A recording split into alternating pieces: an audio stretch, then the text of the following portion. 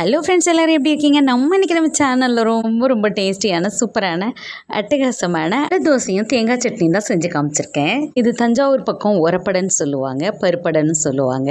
இது எல்லாருக்கும் ரொம்பவே பிடிக்கும். ரொம்ப டேஸ்ட்டாக இருக்கும். எல்லாருமே ட்ரை பண்ணி பாருங்கள். உளுந்தே சேர்க்காம அந்தளவுக்கு சாஃப்டாகவும் டேஸ்டியாகவும் இருக்கும். வயசானவங்க கூட அழகாக பல்லு இல்லாதவங்க கூட சூப்பராக மென்று சாப்பிட்லாம். அந்தளவுக்கு சாஃப்டாக இருக்கும். ரொம்ப சூப்பராக டேஸ்டியாக இருக்கும். இது குழந்தைங்கள்லேருந்து பெரியவங்க வரலும் ரொம்ப விரும்பி சாப்பிடுவாங்க. எல்லாருமே ட்ரை பண்ணி பாருங்க, எல்லாருக்கும் ரொம்பவே பிடிக்கும். இவ்வளோ டேஸ்டியான அட்டகாசமான அடை தோசை தேங்காய் சட்னி எப்படி செய்யுதுன்னு பார்க்கலாமா? ஃபஸ்ட்டு நம்ம தேங்காய் சட்னி அரைச்சிக்கலாம். அதுக்கு ஒரு மிக்ஸி ஜாரில் ஒரு மூடி தேங்காய் சேர்த்துக்கிறேன். இது கூடவே ஒரு கை அளவு, ஒரு கைப்பிடி அளவு பொட்டுக்கடலை சேர்த்துக்கலாம். இது கூடவே தேவையான அளவு உப்பு சேர்த்துக்கலாம். கொஞ்சமாக புளி சேர்த்துக்கலாம். கொஞ்சமாக புளி சேர்த்துக்கணும், அப்போ தான் நல்லா டேஸ்ட் கொடுக்கும். ரொம்ப சேர்த்துடக்கூடாது. உங்களுக்கு புளிப்பு டேஸ்ட்டு பிடிக்குன்னா கொஞ்சம் புளி அதிகமாக சேர்த்துக்கலாம். ஏன்னா இந்த அளவு சேர்த்துட்டு கொஞ்சமாக தண்ணி சேர்த்து நல்லா அரைச்சி எடுத்துகிட்டு வந்துடலாம். இப்போ அரைச்சி எடுத்துகிட்டு வந்தாச்சு. இப்போ இது கூடவே ஒரு 5 பச்சை மிளகாய் சேர்த்துக்கலாம். மிளகாய் லாஸ்ட்டாக சேர்த்தோம்னா தான் நல்லா அந்த சட்னிக்கு ஒரு டேஸ்ட் கொடுக்கும். அதனால லாஸ்ட்டாக சேர்த்து அரைச்சிக்கங்க. ஒரு கொத்து கருவேப்பிலையும் சேர்த்து அரைச்சிக்கலாம். இப்போ இதை நைஸாக அரைச்சி எடுத்துகிட்டு வந்துடலாம். நைஸாக அரைச்சி எடுத்துகிட்டு வந்தாச்சு. இப்போ ஒரு பவுலில் மாற்றிக்கலாம். மாற்றியாச்சு. நம்ம தாளித்து விட்டுறலாம். இப்போ ஸ்டவ்வில் ஒரு தாளிப்பு கரண்டி வச்சுட்டு ஸ்டவ் ஆன் பண்ணிக்கலாம். 1 டேபிள் ஸ்பூன் ஆயில் விட்டுக்கலாம். இப்போ ஆயில் நல்லா சூடாயிடுச்சு. 1 டீஸ்பூன் கடுகு சேர்த்துக்கலாம்.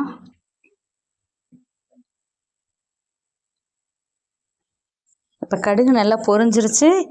இது கூடவே 1/4 டீஸ்பூன் உளுந்தம்பருப்பு சேர்த்துக்கலாம். உளுந்தம்பருப்பு லைட்டாக செவந்த உடனேயே ஒரு காஞ்ச மிளகாய் கிள்ளி சேர்த்துக்கலாம். ஒரு 2 கொத்து கருவேப்பிலை சேர்த்துக்கலாம். சேர்த்துட்டு நல்லா கலந்து விட்டுக்கலாம். ஸ்டவ்வை ஆஃப் பண்ணிக்கலாம். இப்போ சட்னியில் கொட்டிடலாம். பாருங்கள், சூப்பராக சட்னி ரெடி ஆகிட்டு, தேங்காய் சட்னி அட்டகாசமாக ரெடி ஆகிட்டு. இது அப்படியே இருக்கட்டும். நம்ம அடை செய்கிறதுக்கு இதில் ஒரு டம்ளர் அரிசி எடுத்து, சாப்பாட்டுக்கு யூஸ் பண்ணுற அரிசி புழுங்கல் அரிசியாக இருந்தாலும் எடுத்துக்கலாம். நம்ம இட்லிக்கு போடுற அரிசியாக இருந்தாலும் எடுத்துக்கலாம். நான் இட்லிக்கு போடுற அரிசி தான் 1 டம்ளர் எடுத்திருக்கேன். 1 டம்ளர் எடுத்து 2 மணி நேரம் ஊற வச்சுருக்கேன். இதை அலசி எடுத்துக்கலாம். இது போல் கப்பால் அரிசி எடுத்தோன்னா அதே கப்பால் சாம்பாருக்கு யூஸ் பண்ணுற துவரம்பருப்பு 1/2 கப் போட்டிருக்கேன். வடைக்கு யூஸ் பண்ணுற கடலப்பருப்பு 3/4 கப் சேர்த்துருக்கேன். இது ரெண்டையும் 1 மணி நேரம் ஊற வச்சுருக்கேன். அரிசி 2 மணி நேரம் ஊற வச்சுக்கணும். பருப்பு 1 மணி நேரம் ஊற வச்சா போதும். நல்லா ஊறி வந்துருச்சு. இதை நல்லா அலசி வச்சுக்கலாம். ஒரு மிக்ஸி ஜாரில் ஒரு 10 காஞ்ச மிளகாய் சேர்த்துக்கலாம். 1 டேபிள் ஸ்பூன் சோம்பு சேர்த்துக்கலாம். ஒரு 10 பூண்டு பல் சேர்த்துக்கலாம். நல்ல தோலோடு சேர்த்துக்கலாம். உரிச்சி தான் சேர்க்கணும். நல்ல ஒரு கட்டவரல் சைஸ் இஞ்சி சேர்த்துக்கலாம். இதை நல்லா அரைச்சி எடுத்துகிட்டு வந்துடலாம். இது போல் அரைச்சி எடுத்ததுக்கு பிறகு நம்ம அலசி சுத்தம் பண்ணி வச்சுருக்க அரிசியை இது உள்ளே சேர்த்துக்கலாம்.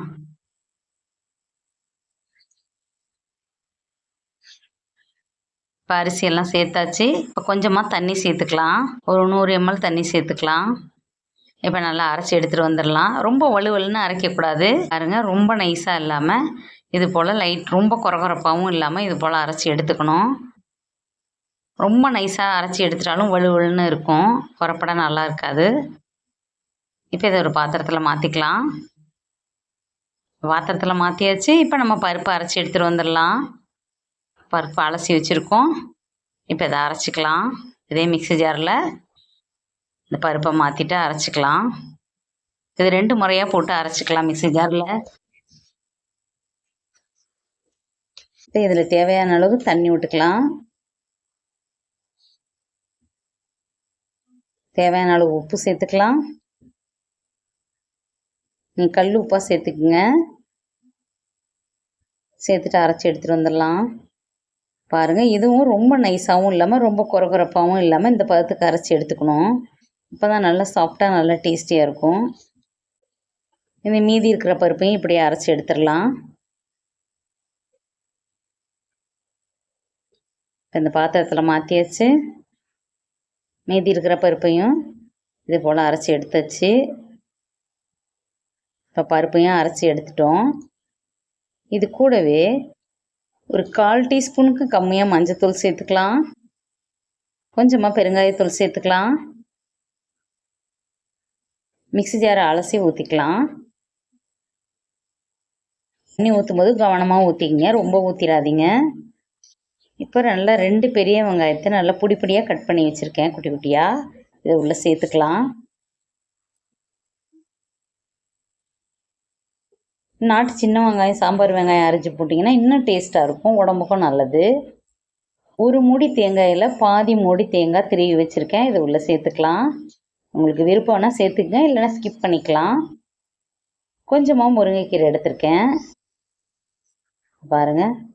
இது போல் உருவிக்கணும். ரொம்ப ஒவ்வொரு இலையாக உருவக்கூடாது. இந்த காம்பு இருக்கிறது அவ்வளோ நல்லது உடம்புக்கு. இந்த முருங்கைக்கீரையும் உள்ளே சேர்த்துக்கலாம். நைட்டில் நீங்கள் அடை தோசை செய்கிறதா இருந்தால் நீங்கள் கொத்தமல்லி தழை, கருவேப்பிலை சேர்த்து செஞ்சுக்கலாம், முருங்கைக்கீரை சேர்க்காம. முருங்கைக்கீரையை சேர்த்தாச்சு. இப்போ நல்லா கரண்டி வச்சு நல்லா கலந்து விட்டுக்கலாம்.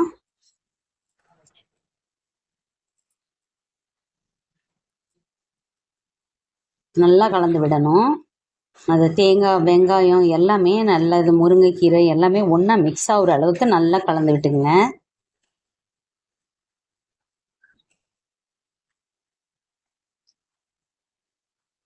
தண்ணி கொஞ்சம் பத்தாத மாதிரி இருந்ததுன்னா இன்னும் கொஞ்சம் தண்ணி சேர்த்துக்கலாம்.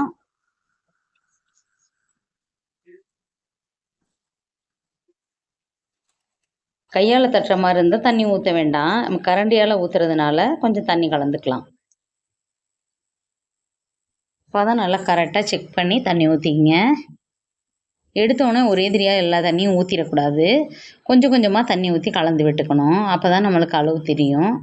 பாருங்கள், இந்த பதத்துக்கு நல்லா கலந்து எடுத்துக்கலாம். இந்த மாவு நான் அரைச்சிருக்கிறது ஒரு 5-6 பேர் சாப்பிட்லாம், அந்த அளவுக்கு இருக்கும்.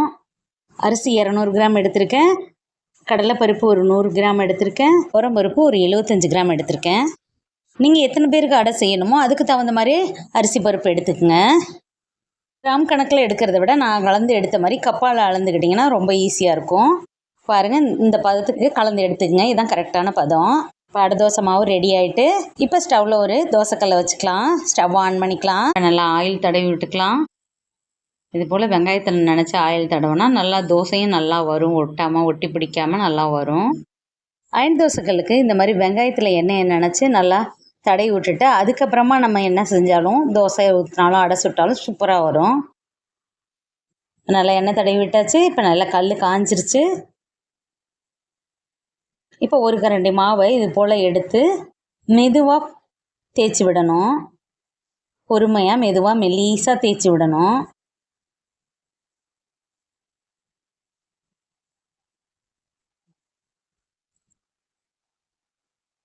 இப்போ மேலாப்பில் கொஞ்சமாக எண்ணெய் விட்டுக்கலாம்.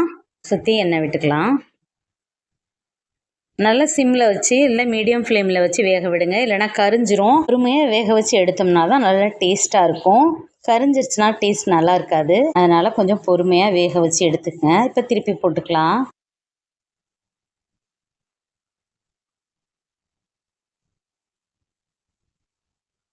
இப்போ நல்லா வெந்துருச்சு, எடுத்துடலாம். பாருங்கள் எவ்வளோ சூப்பராக வந்திருக்குன்னு. இப்போ பிளேட்டில் மாற்றிக்கலாம். இப்போ இன்னொரு அடை தோசையும் ஊற்றிக்கலாம். பிகினர்ஸ்லாம் நல்லா கவனித்து பொறுமையாக செஞ்சிங்கன்னா சூப்பராக வரும். எல்லாருமே ட்ரை பண்ணி பாருங்கள். நல்லா பொறுமையாக சுற்றி தேய்ச்சி விடுங்க. கொஞ்சமாக எண்ணெய் விட்டுக்கலாம். இப்போ நல்லா வெந்துருச்சு, திருப்பி போட்டு வேக வச்சிடலாம்.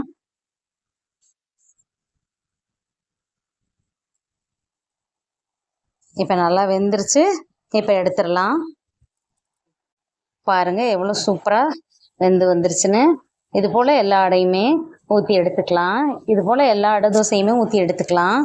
பாருங்கள் பார்க்கவே சூப்பராக இருக்குல்ல. எல்லாமே ஊற்றி எடுத்தாச்சு.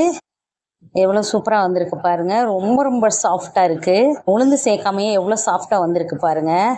ரொம்ப ரொம்ப சாஃப்டாகவும் டேஸ்டியாகவும் இருக்கும். எல்லாருமே ட்ரை பண்ணி பாருங்கள். உங்களுக்கு பிடிச்சிருந்துச்சுன்னா லைக் பண்ணுங்கள், ஷேர் பண்ணுங்கள், கமெண்ட் பண்ணுங்கள். நம்ம சேனலை சப்ஸ்கிரைப் பண்ணி வச்சுங்க, பெல் ஐக்கானையும் கிளிக் பண்ணி வச்சுங்க, ஆல் என்ற ஆப்ஷனையும் கிளிக் பண்ணி வச்சுங்க. அப்போ தான் நம்ம அடுத்தடுத்து போடுற வீடியோ உடனுக்குடனே உங்களை வந்து சேரும். நம்ம வியூவர்ஸ் அனைவருக்கும் ரொம்ப ரொம்ப நன்றி. நம்ம சப்ஸ்கிரைபர் அனைவருக்கும் ரொம்ப ரொம்ப நன்றி.